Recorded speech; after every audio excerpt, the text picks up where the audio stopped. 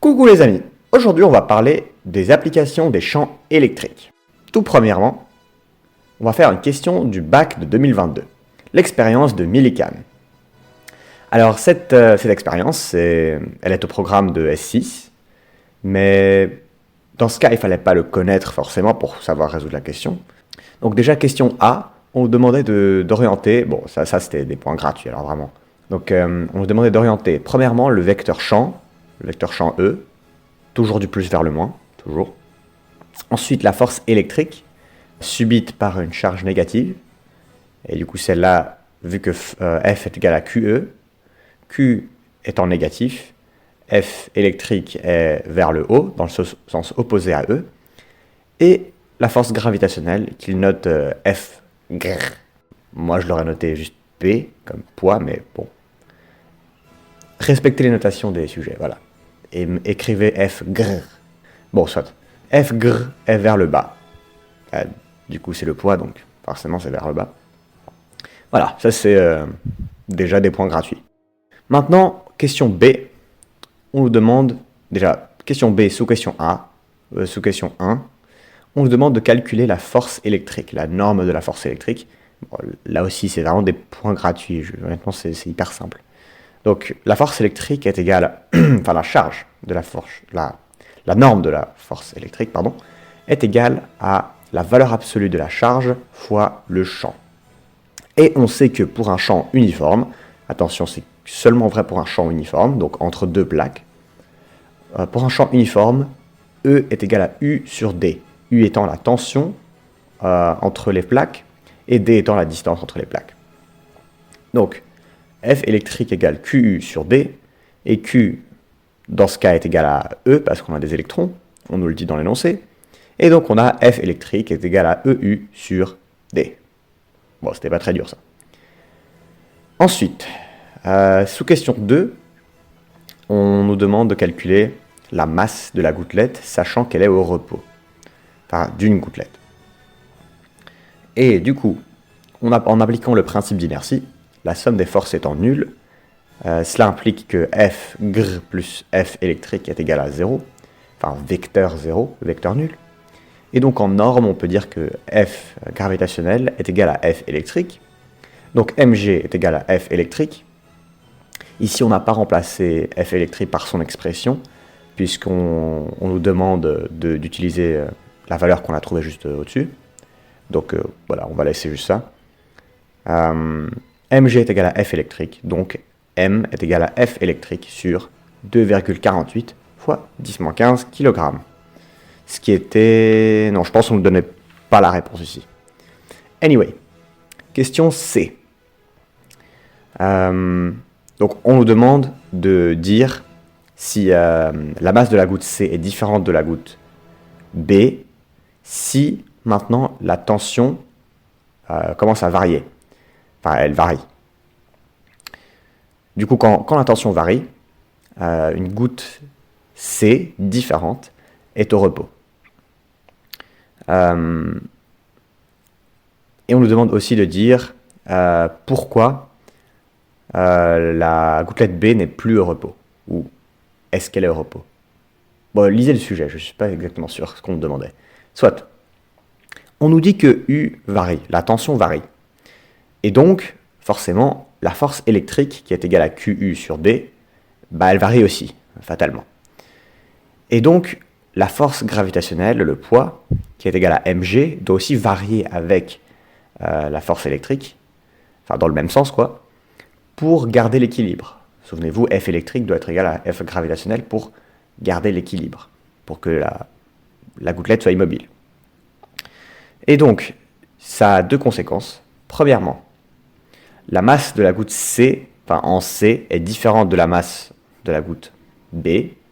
Donc si... par exemple, si la tension augmente, alors la force électrique augmente, donc le poids doit augmenter, et donc forcément la masse doit augmenter. Ça c'est qu'un exemple pour comprendre. Et deuxièmement, la gouttelette de la question B n'est plus au repos, puisque sa force électrique, la force électrique qu'elle subit, n'est plus égale à la force gravitationnelle qu'elle subit. Et donc, bah, elle est en mouvement uniformément accéléré. Voilà. Et finalement, question D, on nous demande quel sera l'effet sur la tension si... Non, quel sera l'effet sur la masse si on diminue la tension. Donc, on diminue la tension, et on sait que F électrique est égal à F gravitationnel, d'où QU sur D est égal à mg, et donc, fatalement, si U diminue, alors M doit diminuer pour garder cet équilibre. Voilà, hyper simple. Finalement, une question un peu, non pas bizarre, mais bon, pas usuelle, bon, elle n'est pas dure, hein, mais bon, voilà. On nous demande de calculer par quel facteur il faut diminuer la tension si on a une gouttelette d'huile dont le rayon est la moitié d'une autre gouttelette d'huile. Pour cela, on doit se souvenir que le volume est proportionnel à la masse. Et donc on nous donne la formule du volume d'une sphère, 4 tiers de pi r cube. Et donc on fait la différence des deux. On a 4 tiers de pi fois 1 demi r, le tout au cube, divisé par 4 tiers de pi r cube. Et ça nous fait, il y a tout qui se simplifie, sauf 1 huitième. Donc il faudra diviser la tension par 8. Voilà, c'est pas très dur, hein. Deuxième application. Ça, c'est un exercice du bac de 2017. C'est le mouvement d'une charge entre deux plaques chargées. Donc, mouvement d'une charge dans un champ électrique uniforme. Question A. Enfin, commençons tout de suite. Question A. On nous demandait de prouver que la force gravitationnelle, c'est-à-dire le poids, est négligeable par rapport à la force électrique. Bon, pour ça, qu'est-ce qu'on fait ? On sait que le poids et la force électrique sont de sens... Attendez que je regarde. Sont de même sens. Même sens, même direction. Donc on peut juste raisonner en normes. On fait le rapport des deux intensités, des deux normes. Donc P sur FE est égal à mg sur QE. Et on sait aussi que pour un champ uniforme, attention très important, pour un champ uniforme, E est égal à U sur D. Donc on remplace, ça nous donne le rapport étant égal à mgd sur E fois U. Et ça nous fait un rapport de 4,92 fois 10 moins 11. Après la correction. Je ne l'ai pas calculé par moi-même. Et donc, ce rapport étant vraiment minuscule, on peut dire que le poids, à des échelles microscopiques, le poids est négligeable devant la force électrique. Donc, qu'est-ce qu'on nous demandait ensuite ? On nous demandait de calculer la distance entre... déjà, il faudrait un peu savoir ce qui se passe. Mais en gros, c'est pas très compliqué, hein. Ça, c'est un exercice très bien travaillé l'année passée. En gros, on a deux plaques chargées avec un potentiel, la plaque supérieure a un potentiel de 25 volts et la plaque inférieure a un potentiel de 0 volts. Donc la différence de potentiel, la tension est égale à 25 volts. Et l'armature plus, la borne plus, c'est en haut puisque c'est supérieur à 0. Et la borne moins, c'est en bas puisque c'est inférieur à 0. C'est égal à 0. Oui, voilà. Donc, plus en haut, moins en bas. Et donc, on nous dit qu'un proton, il entre dans un faisceau de protons, il entre dans ce champ électrique uniforme. Et on veut savoir, on nous donne la distance entre les plaques et on nous donne la longueur de cet appareil, qui est 11 cm si je ne m'abuse. Mais bon, voilà. Je n'ai pas fait les explications numériques ici parce que je ne trouve pas que c'est le truc le plus compliqué. Donc, on nous demande de calculer, pas la déviation, delta y, comme d'habitude, on nous demande de calculer la distance entre la plaque supérieure et le proton, quand celui-ci sort du champ électrique, de l'endroit où règne... lorsque le proton sort de l'espace inter-armature. Voilà. Donc ça peut... fallait un peu changer les automatismes, si vous avez fait cet exo avant, mais ça va, c'était pas trop compliqué. Donc on commence déjà par définir un repère, OIJ. Donc O étant l'origine, c'est le point de départ, x0 et y0. I, c'est notre vecteur x.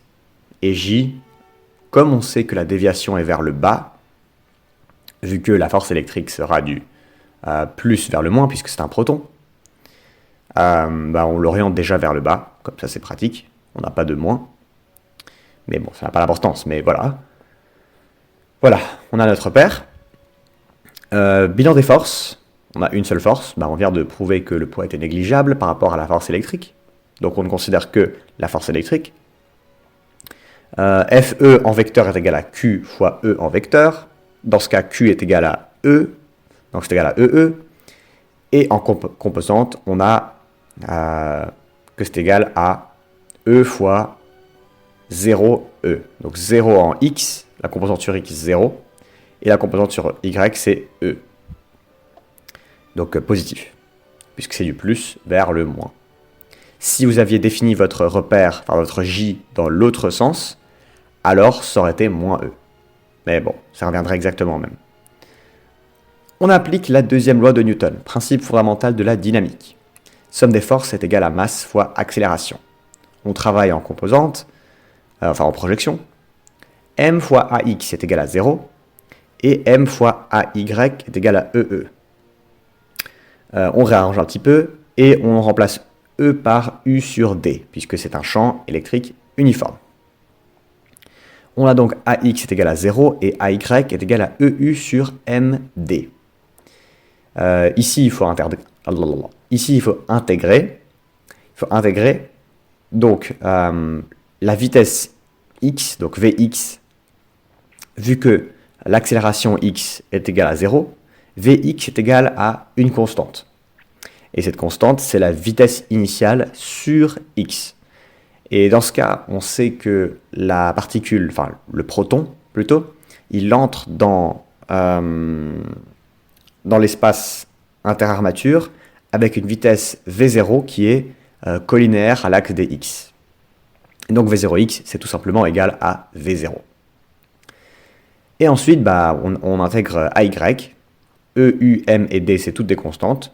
Donc on a Vy est égal à EU sur MD fois T, plus une constante.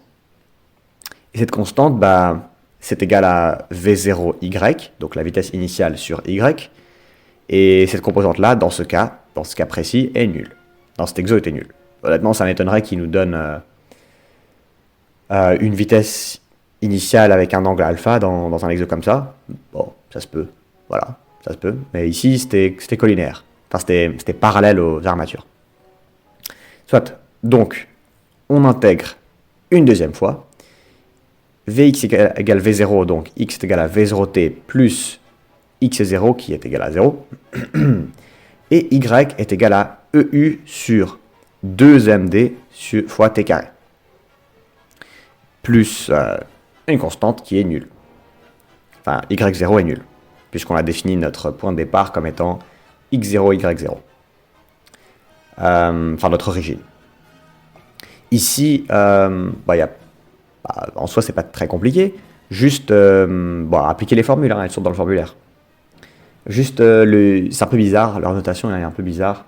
Au lieu d'appeler ça x, ils appellent ça s, je pense, s de t. Donc s de t est égal à 1 demi à 0 t carré, plus, etc. Mais voilà, c'est dans le formulaire. Les formules du mouvement uniformément accéléré sont dans le formulaire. D'ailleurs, à la correction, je ne pense pas qu'il la redémontre, cette formule. Mais bon, honnêtement, ça prend une seconde, donc ça va. Donc, ici, il n'y a pas de difficulté, juste n'oubliez pas le facteur 1,5, parce que moi, à un test, j'ai failli oublier. Bon, à la fin, je l'ai mis, mais n'oubliez pas le fois 1,5. Ça peut être assez... ça peut tuer. Ici, on isole... donc, ensuite, on isole t, c'est égal à x sur v0. On remplace dans l'équation et on obtient l'équation cartésienne de la trajectoire, qui est une parabole, comme on pouvait s'en douter.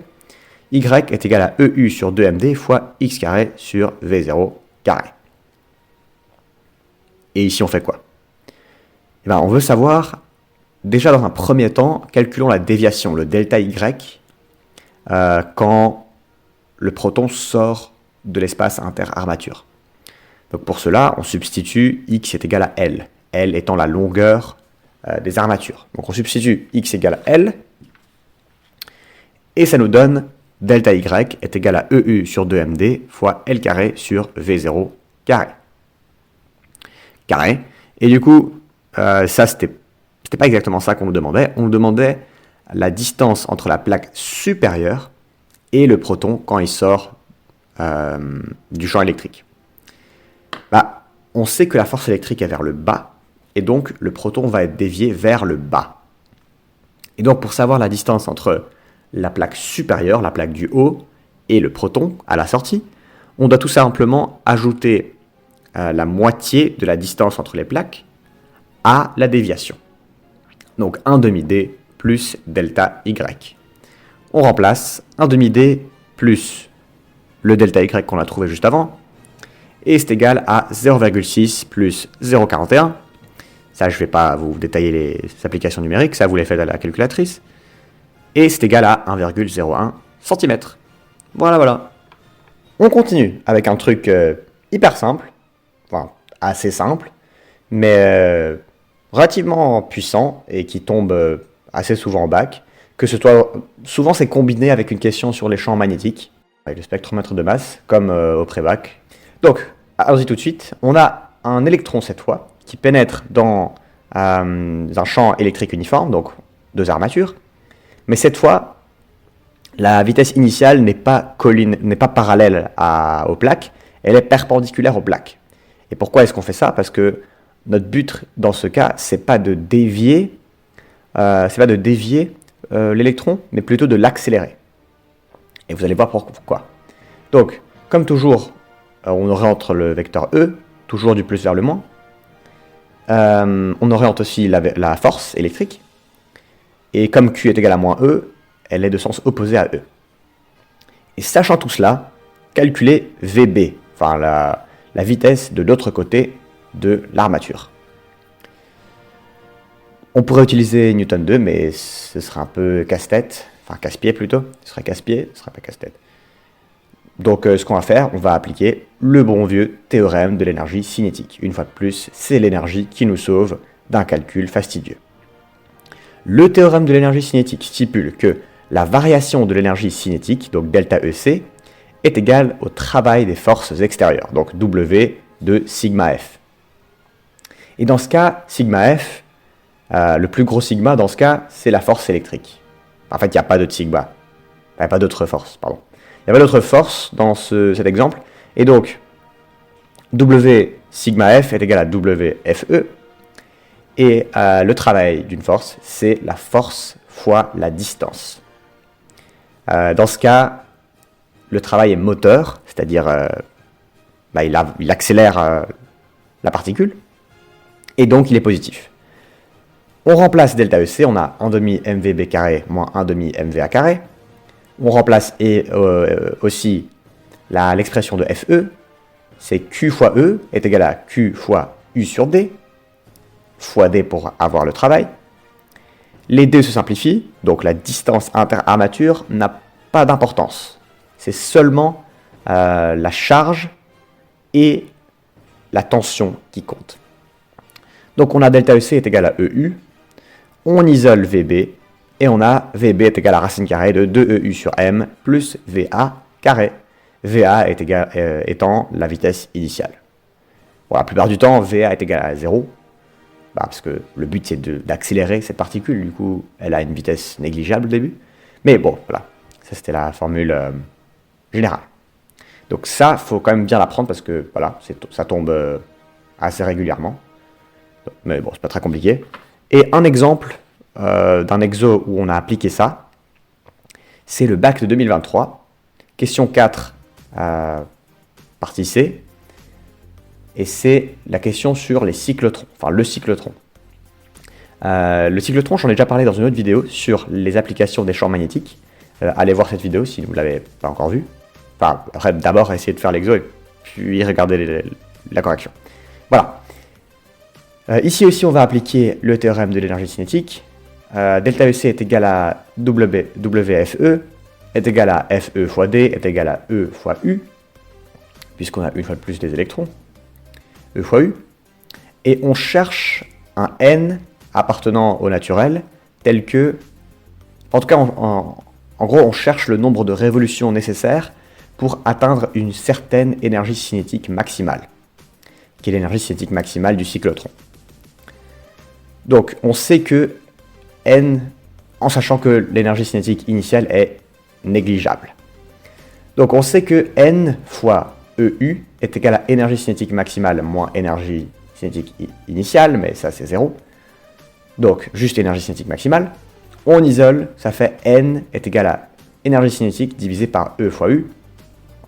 Et dans ce cas, bon, petit tips. Quand vous avez électron-volt, là ils étaient super sympas, ils nous ont donné l'énergie cinétique en électron-volt, ouais, qui est très très sympa.